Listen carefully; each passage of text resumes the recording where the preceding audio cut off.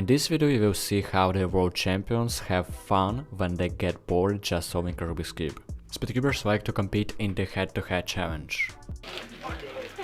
3, 2, 1, go.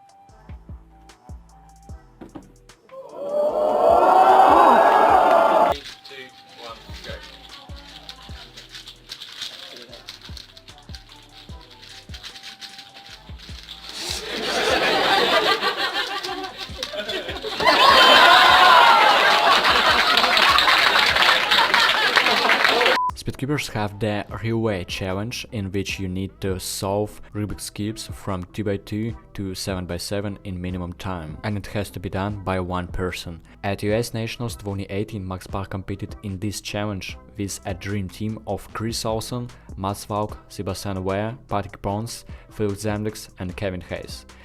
Each Speedcuber from the dream team was given a cube in which he was an absolute pro, and Max Park was just a world champion. 3, 2, 1, go.